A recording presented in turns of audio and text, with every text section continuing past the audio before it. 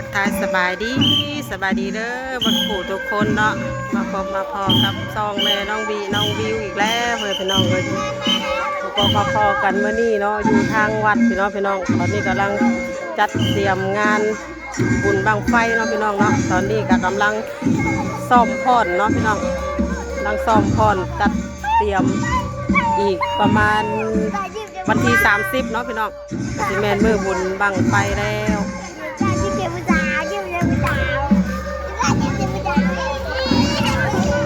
จะมีนักเด็กน้องๆนักเรียนนำเนาะเมื่อแล้วพักผ่อนก่อน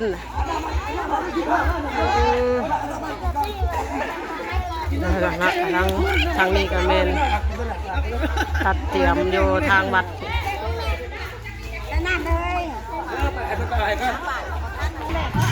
เย็นนะดิอยู่เอ้าพี่ดาเอ้าเฮ้ยบินเนอะยายฮะพ่อนดูพ่อนเลยป้าเบิ่งดูอันนี้ป้าลุงดูนั่นยังคือไปนั่งกระโปดอยู่นี่ฮะลงพอดนะลงพอดมาไหมลงพอดดูพอดดูกี้ดูพอดดูก่อนนิ้วใส่นิ้วได้นิ้วก่อนดิก่อนเด้อตีกี้เด้อให้นิ้วแล้วดอกก่อนนิ้วเด้อยินเนอร์ก็ลงมาเบิ่งบ่วินวินเนอร์เขามาเบิ่งคนทอดแล้วเฮาเนาะแม่ลุงอ่อนนี่บ่ชิดได้พอดน้ำมูแล้วพอดแม่น้ำมูข้าวแมวนะเอาแพตาโลเจดำนั่นแหละ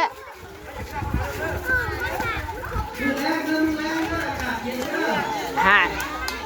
บะเลงผมว่าย่านที่อยากน้ำเลยเนาะถ้ากันกินน้ำผู้มันอากาศร้อนเลยมียังอ่ะนะเฮ้ยกิ๊บหน่อยสาวกิ๊บหน่อยนี่ทอด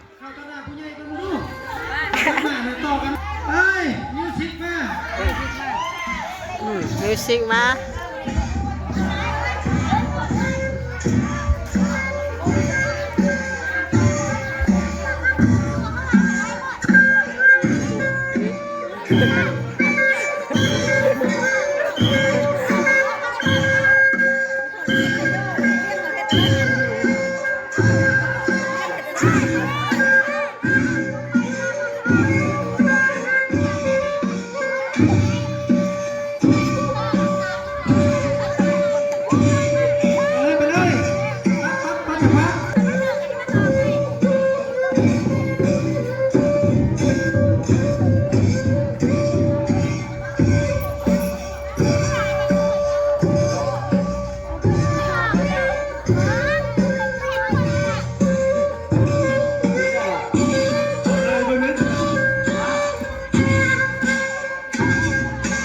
ซ่อมพอนลำเนาะพี่น้อง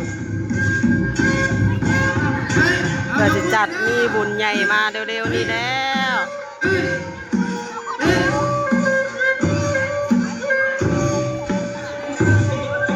มาวินเนอร์ยวกตามเลยเฮ้ยเอาเลย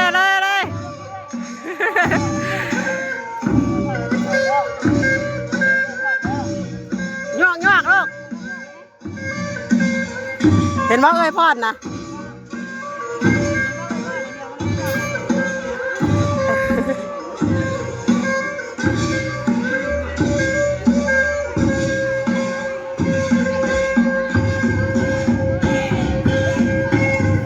เอาโหดเลยนั่นเราจะม้วน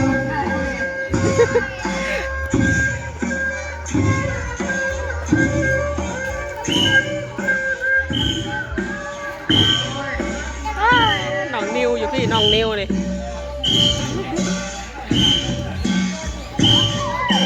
น้องนิวพรงามเนาะครับ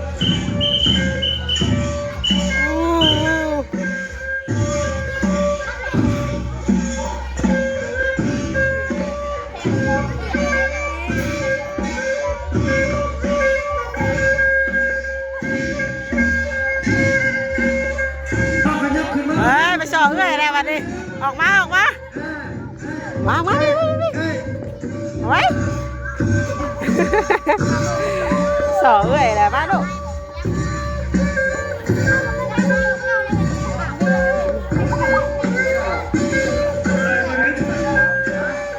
เด็กน้อยอยู่หน้าผู้ใหญ่อยู่หลัง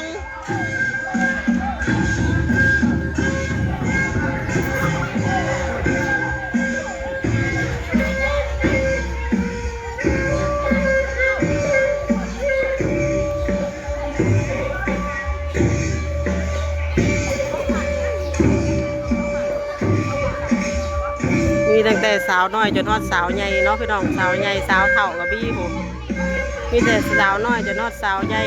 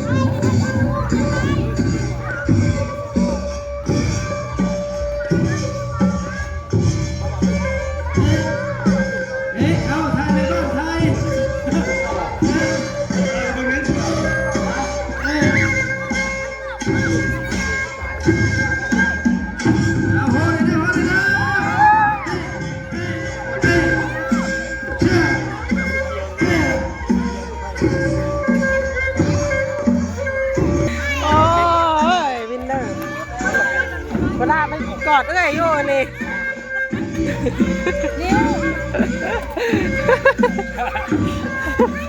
เหนื่อยเลย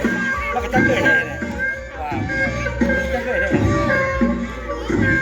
โอ้ยน้องวินเนอร์พุ่นนะวุ่นวายพูดได้น้องวินเนอร์นี่ดูตบปวดเดี๋ยวนี้นี่ไปอีกแล้ววินเนอร์ไปอีกแล้วโอ้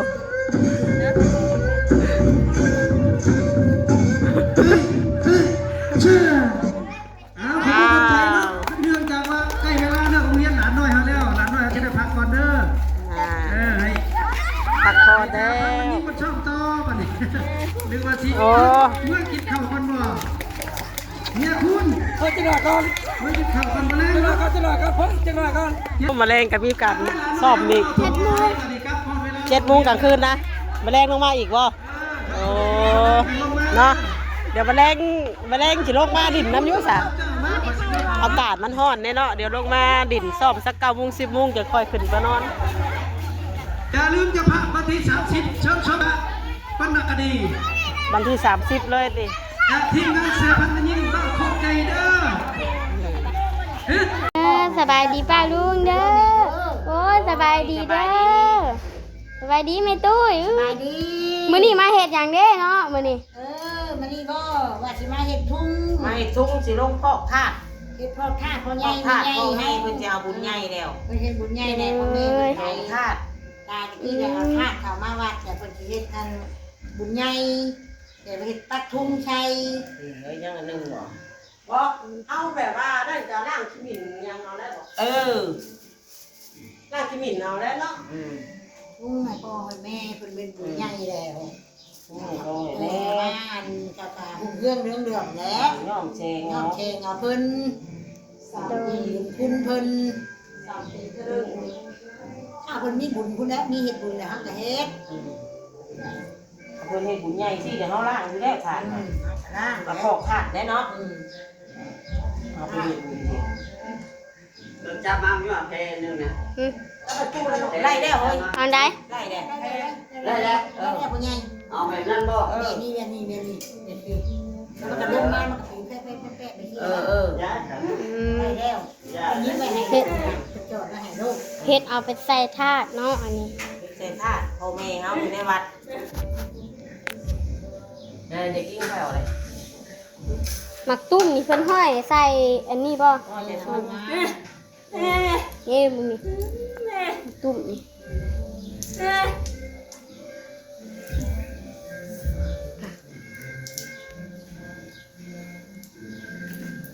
ห้อยแต่ละอันก็เป็นงามๆแบบนี้เลยไงห้อยใส่ถุงเอาไปให้พ่อแม่ของเฮานะจักค่ะปัดทางนี้เฮ็ดหยังเด้แม่ คนผูกอีกแล้วนี่ในข่าว โอ้ มาย สบายดีเด้อมาคนแท้แบบนี้เมื่อกี้นี่ลงไปไทยอันน้องๆซ่อมเต้นเนาะก่อนนำทางเล็กน้อยผู้เฒ่าวันนี้ก็ถือว่าคนผูกต่อคนแท้แม่งามเห็นแม่ยาแต่ละคนมีเบียดใครเบียดมันบ้าง เดี๋ยวสิเอาไปไทยคนเสียแล้วบ่ได้มาว่าเรามาพวกนี้มาเนี่ยอย่าเบิ่งเขียวมาเนี่ย ได้เท่าไรเด้แม่มานี่ได้เท่าไรแล้ว ได้เท่าไรแล้วแม่ยังไปนับอยู่ไปจักได้ไปจักล่องยาจะบ้านะยา อันข่าวเลยชิตา ข่าวละ10 ตา เอาหนักโอเคนะเนี่ย ยังสิบ่ฮอดดอกสอง วัน สา นี้ ม เราเขาหนักสีมันหนักเนี่ยมันได้เข้า เจ็ดทำได้7 ตาหนึงข่าวละ9บ่ เข้า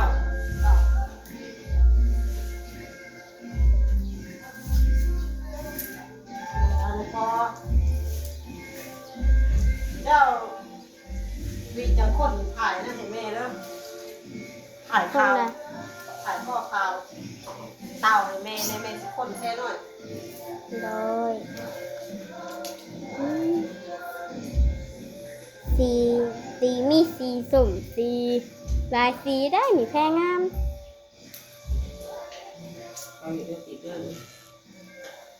อืม ติดเด้อจุ่มอยู่เด้อคนลงนะสีดี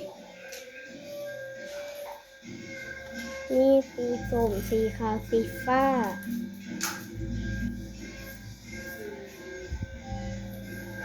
3 4 มีสันสี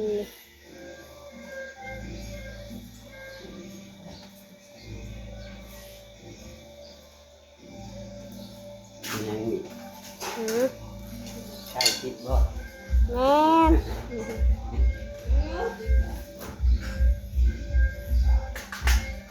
เอาฝ่ายรอดเอาวินเนอร์รอดแล่นกอดพรัดกอดพอดีอยู่คนจะไปหยอกเอ้ยอยู่เอ้ยเรายุดกับบ่ได้ได้เลยจ้ะ ดูไปก่อน ฉันจะ อืมฮึเบิ่งก่อนมานี่เออ ไปอ่ะ เลยแบบนี้ นั่งก็มา มาหาพ่อก็ได้ประมาณ ลงน้ำหมักเลยแม่เอ้ย อืมอันนี้ทุ่งอันเท่าไหร่อะอันที่สามมันนี่ อาจารย์ เอาแม่ น่ะทุ่งเพิ่นเบิ่งเบิ่งทุ่งเพิ่นก่อน พ่อได้ตัว เฮ็ดเงี้ยเงี้ยนี่ไงทุ่งราชชาติมีไงเป็นไงสภาพดีไงนี่เพิ่น นี่ยุ่งกันเนาะ หลายสีเนาะสีฟ้าสีเขียวสีเขียวเตย ยังสีส้ม ก็ท่องน้องวีคือเก่าเจ้าก็ว่าแล้วแต่ นี่สบายดีน้องกิบพี่ เอากินได้เฮ็ดยังกินได้บ่ฮะเฮ็ดยังอันนี้เฮ้ย เดี๋ยวเบิ่งกล้อง เดี๋ยวเบิ่งพี่ กินหน่อยที่ให้ เฮ้ยตุ่มเพิ่นสิห้อยห้อยได้แล้วกินตุ่มเพิ่น นั่งเนาะ พี่เวิร์ด นะนั่ง กระชายเวิร์ด นั่งจะนู้นนั่งคือนั่ง เชียร์มาดูน่ะน้องนิวมาแหละผู้ อะไรกินข้าวจ้ะ เราจะเข้า เบิ่งไผเด้มาหาเบิ่งก่อนโอ้น้องนิวสบายดีนะสบายได้เท่าไรแล้วแม่ฮะ เอาบ่ได้เห็น นี่วันนี้ก็มาเบิ่งทางนี้ โอ้ยยืดเลย โอ้7 โมงแรงน่ะคุณใส่เสื้อขาวลงไปมีบ่บ่แม่นบ่เป็นเสื้อขาวแบบนี้เสื้อขาวธรรมดาเขาใส่นี่ได้มีอยู่เห็นยัง ใส่หัว ขึ้นบ่ให้ใส่ บ่อันมาพ่อนี่แหละเพิ่นคัดเอาออกคือว่าให้พ่อนี่น่ะ บ่คัดเพิ่นคัดอืม ลูกเว้นเอาคนหนึงก็ได้อยู่ดอกได้เก็บเงินเก่า แต่พ่อยังไม่ได้เข่ามูยังไม่ได้พ่อน้ำมูจะเครือสิหรอก ตัวยุนตกใจ มีตัดนี่เข้า หากินแม่ผู เบิ่งสิไปหาเบิ่งไปอุ้ยเอาไข่เด้นี่ต้องเปิดเลยนี่พี่นิ้ว ช่างเบ้านะเนาะบ่อยเฮ้ย เรียบร้อยแล้วพี่น้องเนาะโอเคแล้วพี่น้องว่าคลิปนี้ก็ประมาณเท่านี้ก่อนเด้อน้องแม่น้องบีก็ขอตัวลาไปแล้วเดี๋ยวพบกันในคลิปต่อไปเนาะคลิปนี้ก็สบายดีเด้อแม่ตุ้ยเด้อพี่ย่าเด้อ